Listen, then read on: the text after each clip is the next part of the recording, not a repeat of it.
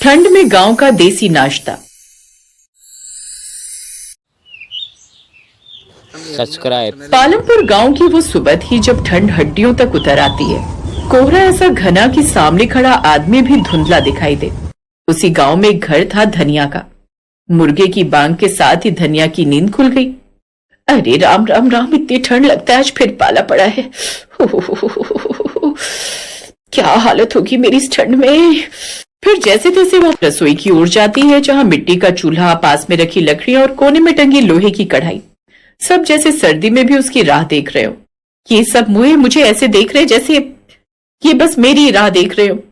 पता नहीं भगवान ने ये पेट क्यों बनाए। ना तो ये पेट होता, ना भूख लगती, हमें ना इतनी ठंड में हमें काम करना पड़ता। वो ये सब बातें सोच ही रही थी कि तभी अंदर कमरे से उसकी सास की कुड़कुड़ाती आवाज आई। बहू उठ गई का? आज तो बहुत ठंड है, देसी नाश्ता बना दे, शरीर में गर्मी आ जाएगी। हाँ माँ जी, आज बाजरे की रोटी, सरसों का साग और गुड़ की चाय बनाऊंगी। अरे वाह वाह, क्या नाम ले लिया तूने बहू। अब तो जी चाह रहा है अभी क्या भी खा लूं। अब सब्र ना होता, जल्दी जल्दी बना दे। और सुन, साथ में लहसुन अदरक की चटनी भी मिल जाए तो और भी मजा आ जाए। ठंड में गांव का देसी नाश्ता नहीं किया तो क्या किया? पर माँ जी, पिछले साल जब मौसी की बहू आई थी शहर से तो उन्हें तो ये सब अच्छा ना लगा था। अरे अब शहर वाले क्या जाने इसका स्वाद। उन मुंह की जिंदगी तो मोमोज और बर्गर तक ही सीमित है। अच्छा सुन बहू, मेरे लिए तो तू 4-5 रोटी बनाइयो। हैं? अम्मा 4-5 रोटी खा लोगी क्या? अरे मारे खाने को तू नजर ना लगा समझी। एक तो वैसे ही आजकल कमजोरी होती जा रही है। ये बात सुनकर अंदर बैठी धनिया हंसने लगती है। फिर धनिया ने चूल्हे में आग सुलगाई, लकड़ी चटकने लगी, जैसे ठंड से जमी उंगलियों को गर्मी मिल रही हो। उसने बाजरे का आटा गूंथा। ठंडे पानी से आटा गूंथते हुए उसके हाथ सुन्न हो गए। दैया रे दैया, पानी इतना ठंडा है कि हाथ में तो जैसे करंट दौड़ गया। धनिया ठंड में कपकपाती हुई आटा गूंथती है। तभी उसका बेटा गुड्डू दौड़ता हुआ आया।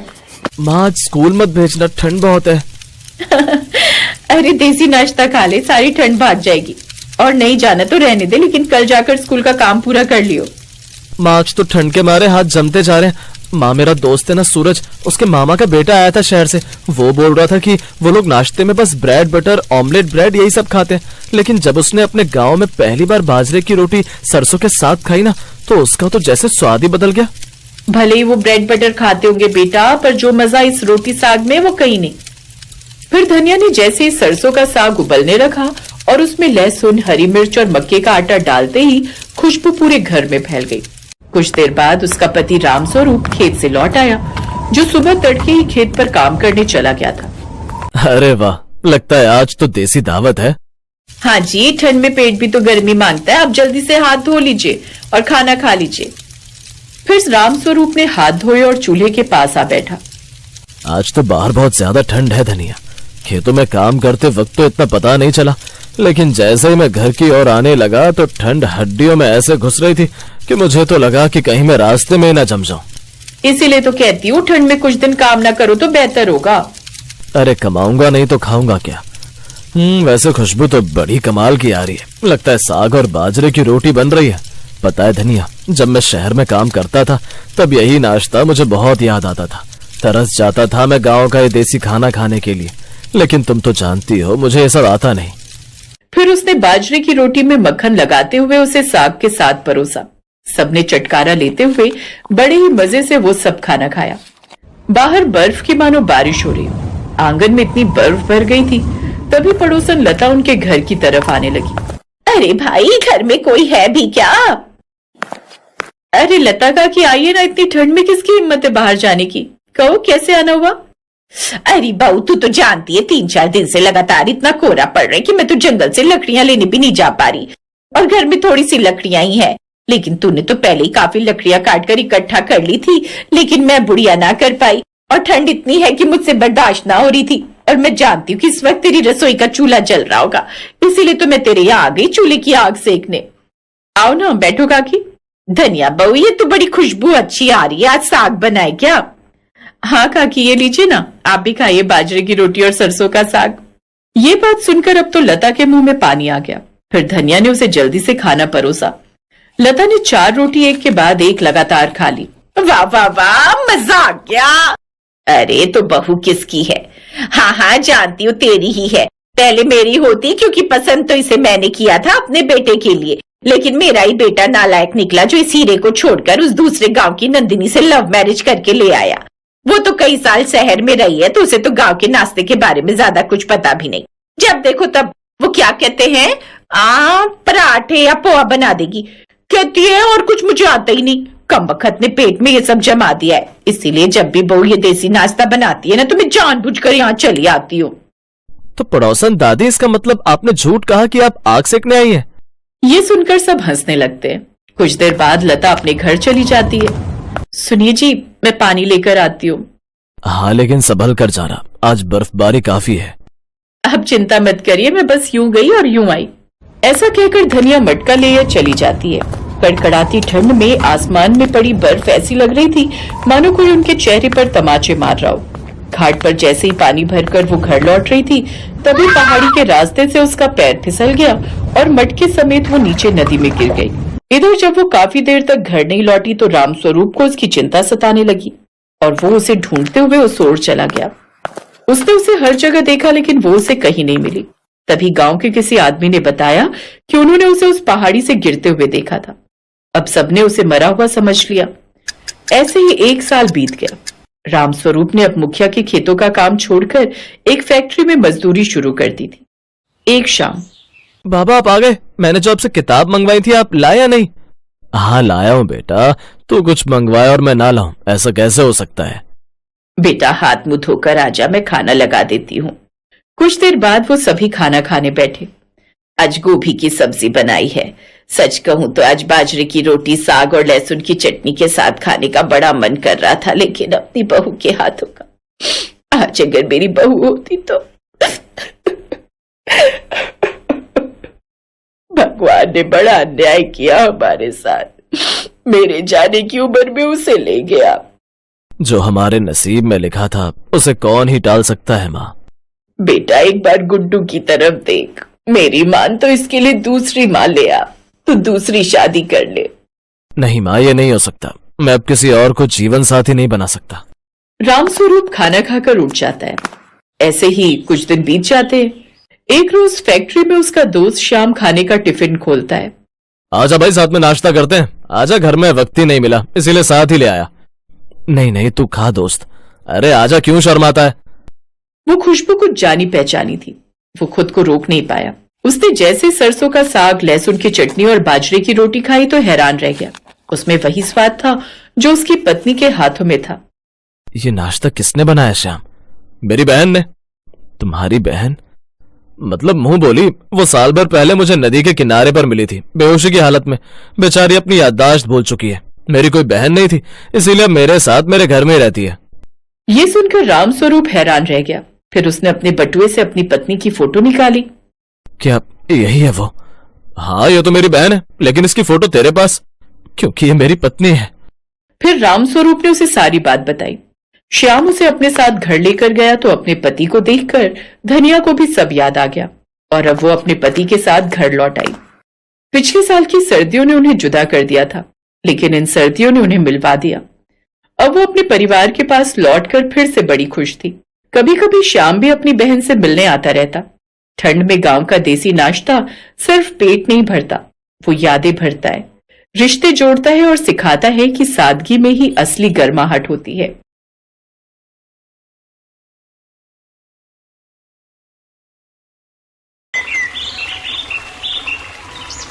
नंदिनी बहुत ही समझदार औरत थी जो हमेशा अपने परिवार को अच्छी बातें सिखाया करती, लेकिन आज वो और दिन से भी ज्यादा खुश थी। और खुश होती भी क्यों ना, उसने अपने इकलौते बेटे अतुल की शादी गांव की लड़की काजल से जो करवा दी थी। अब काजल शादी करके शहर अपने ससुराल आ जाती है और अपना बड़ा सा मॉडर्न घर देखकर खुश हो जाती है। हाय दैया, इतना बड़ा घर! ये घर कम गांव के किसी जमींदार की हवेली ज्यादा लग रही है। अब ये घर है या हवेली या फिर कोई मंदिर, ये तेरा ही है बहू। अब तुझे ही इस घर को और इस घर वालों को संभालना है। आजा, अब अपने शुभ कदमों के साथ घर में प्रवेश कर। काजल अब अपनी सास की बात सुनकर खुश हो जाती है और उसके बाद अपने ससुराल में गृह प्रवेश करती है। उसके ससुराल में बहुत सारी आधुनिक चीज रखी हुई थी। काजल अपने घर आकर बहुत ज्यादा खुश थी, लेकिन उसकी खुशी मायूसी में बदल जाती है तब जब वो अगले दिन जाकर अपनी रसोई देखती है। वो देखती है कि वहाँ पर तरह तरह की मशीन रखी हुई थी। ये देखकर वो परेशान हो जाती है और कहती है, हाय राम जी, ये सब क्या है? यहाँ पर तो कई तरह की मशीन रखी है और आधे से ज्यादा मशीन का इस्तेमाल करना तो मुझे आता ही नहीं है। तभी वहाँ पर पायल छनकाती हुई उसकी सास नंदिनी आती है और कहती है, क्या बात है बहू, अभी अभी तू इस घर में आई है और अभी से तेरे चेहरे की रंगत उड़ गई। कोई तुझे देखेगा तो कहेगा कि तेरी सास और तेरे ससुराल वाले तुझे परेशान करते हैं। अब बता, इतनी उदास क्यों है? आप ही बताइए ना माँ जी, मैं क्या करूँ? यहाँ पर कितनी सारी मशीन रखी हुई है, हर काम को करने के लिए अलग मशीन है और मैं गांव से आई हूँ, मुझे ये सब इस्तेमाल करने ही नहीं आते, फिर मैं क्या करूँ? काजल बहू, मुझे चाय पीने की आदत है।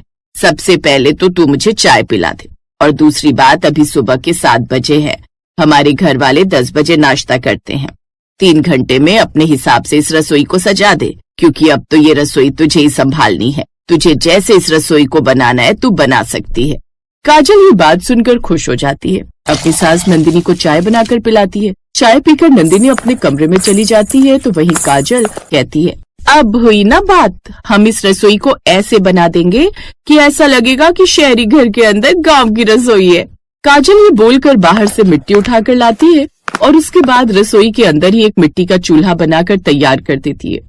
वो आधे से ज्यादा बर्तन नीचे जमीन पर सजा देती है और फिर थोड़ी देर में खाना बनाना शुरू करती है। रसोई से तेज धुआं उठने लगता है। तभी उसका ससुर रसोई में जाता है और कहता है, अरे भागो भागो, रसोई में आग लग गई है, इतना धुआं उठ रहा है, अरे भागो जल्दी। तो काजल को जमीन पर बैठकर खाना बनाते हुए देखता है और घर वालों को आवाज लगाकर बुलाता है, अरे नंदिनी, जरा यहाँ आओ, देखो ये काजल बहू ने क्या रायता फैलाया हुआ है। कल को पड़ोसियों तक धुआं जाएगा तो वो भी फायर ब्रिगेड वालों को फोन करके बुला देंगे। नंदिनी रसोई में आती है और काजल से कहती है, ये सब क्या है काजल बहू? मैंने तुझे रसोई को अपने हिसाब से संभालने के लिए कहा था, लेकिन तूने ये रसोई का क्या हाल कर दिया। और ये चूल्हा जलाने के लिए तू लकड़ी लेकर कहाँ से आई है? माँ जी, रसोई के अंदर एक कुर्सी रखी हुई थी, मुझे ऐसा लगा वो फालतू है तो मैंने उसे तोड़कर चूल्हे में आग लगा दिया। मेरा मतलब है चूल्हा जला दिया। वैसे भी कुर्सी का क्या काम, गृहिणी को तो खड़े होकर काम करना चाहिए या फिर जमीन पर बैठकर। काजल के ससुराल वालों को समझ में नहीं आता कि काजल के इस भोलेपन पर वो हंसे या फिर उसे समझाने की कोशिश करे, जिसके बाद ये सब संभालने की जिम्मेदारी नंदिनी का बेटा लेता है। काजल, ये शहरी रसोई है, इससे तुम अपने गांव की देसी रसोई नहीं बना सकती हो, इसलिए तुम्हें ये चूल्हा यहाँ से हटाना होगा। यहाँ पर सोसाइटी के लोग रहते हैं, इतना धुआं आने से वो लोग शिकायत कर सकते हैं कि हम वायु में प्रदूषण कर रहे हैं। ठीक है अतुल जी, अब से मैं गैस पर ही खाना बनाने की कोशिश करूंगी। कोशिश नहीं काजल बहू, तुम्हें गैस पर ही खाना बनाना होगा, लेकिन तुम ज्यादा फिक्र मत करो, मैं तुम्हें सारी चीजें खुद सिखाऊंगी। नंदिनी भी अब अपनी बहू काजल के साथ मिलकर नाश्ता बनाने लगती है। काजल भी धीरे धीरे रसोई में खाना बनाना सीखने लगती है, लेकिन फिर भी वो अपने गांव की रसोई को बहुत ज्यादा याद किया करती। कुछ दिन गुजरते हैं। ऐसे ही एक दिन नंदिनी और उसका पति बाहर गए हुए थे, तो वहीं काजल अतुल के साथ जाकर थोड़ी शॉपिंग करके आती है और अतुल ने खुश होते हुए कहा, अब तो तुम खुश हो ना काजल, शहर में गांव की देसी बहू की रसोई जो आ गई है। यहाँ पर मिक्सर, जूसर, ग्राइंडर की जगह तुम सिलबट्टे का इस्तेमाल कर सकती हो और इससे किसी को कोई नुकसान भी नहीं होगा। बल्कि पापा को तो सिलबट्टे की चटनी बहुत अच्छी लगती है। हाँ अतुल जी, हम दोनों ने मिलकर सही फैसला किया है। अब से मैं अपने देसी जुगाड़ का इस्तेमाल वहाँ करूंगी जहाँ पर किसी को कोई दिक्कत ना हो। जैसे मुझे मिट्टी के तवे पर रोटी बनाना अच्छा लगता है, तो मैं लोहे के तवे की जगह मिट्टी का तवा खरीद कर ले आई हूँ। अब काजल और अतुल ने मिलकर समझदारी से रसोई की कुछ चीजों के अंदर परिवर्तन कर दिया था, जिससे किसी को परेशानी भी ना हो और काजल भी अपनी रसोई में अपना जैसा महसूस कर सके। जब ये सब कुछ नंदिनी ने घर आकर देखा तो उसकी तारीफ करने लगी। माँ जी, अब आपको इस रसोई में हुए थोड़ी बहुत बदलाव से कोई परेशानी तो नहीं है ना? अगर आपको कोई भी परेशानी हो तो आप हमें बता सकती हैं। आप हमारी सास नहीं, हमारी माँ जैसी हैं। नहीं बहू, मुझे अब कोई परेशानी नहीं है। बल्कि बहू, तूने तो मेरा दिल जीत लिया है। तू बहुत समझदार है। तूने इस रसोई को आधुनिक और देसी दोनों तरह की रसोई में परिवर्तित करके रख दिया है। अब मुझे ऐसा लग रहा है जैसे मैंने शहर के अंदर एक छोटा सा गांव का घर बसाया हुआ है। बहुत अच्छा किया तुम। हाँ काजल बेटा, मेरा आशीर्वाद अब हमेशा तुम्हारे साथ है। मुझे तो सिलबट्टे वाली चटनी बहुत पसंद है। लेकिन तुम्हारी सास को वो बनाने में बहुत आलस आता है। अब तो मैं तुमसे रोज सिलबट्टे पर चटनी पिसवाया करूंगा और कोई बहाना नहीं चलेगा, ठीक है ना? आप बिल्कुल भी फिक्र मत कीजिए ससुर जी, मैंने अपनी मिट्टी का चूल्हा उठाकर छत पर रख दिया है। हम कभी कभी छत पर बैठकर भी देसी खाना बना सकते हैं। उससे किसी को धुआं भी नहीं जाएगा और परेशानी भी नहीं होगी। वैसे भी जब लोग डिजायर करते हैं तभी तो धुआं होता है। अरे पागल लड़की, वो बोनफायर होता है, डिजायर नहीं। वैसे हाँ, तुम ठीक कह रही हो। कभी कभी हमारा सारा परिवार साथ में बैठकर छत पर खाना बना और खा सकता है। इससे किसी को परेशानी भी नहीं होगी और हमें ऐसा लगेगा कि जैसे हम छत पर पिकनिक मनाने के लिए आए हैं। जी आप समझ गए ना, ऐसा ही समझदार पति चाहिए था हमको। काजल की इस भोली सी बात को सुनकर उसके ससुराल वाले जोर जोर से हंसने लगते हैं और इस तरह गांव की देसी बहू अपनी देसी रसोई में छोटे छोटे बदलाव करती रहती है और अपने शहरी ससुराल में एडजस्ट करके खुशी खुशी रहने लगती है। Best buddies. Hello friends, Thanks for watching this video. अगर आपको ये वीडियो पसंद आया है तो प्लीज लाइक, सब्सक्राइब, कमेंट्स करें इस वीडियो पर और हाँ, शेयर करना भी ना भूलें। और भी मजेदार वीडियो देखने के लिए नीचे दिए गए बेल आइकॉन को दबाएं। देखते रहिए बेस्ट बडीज।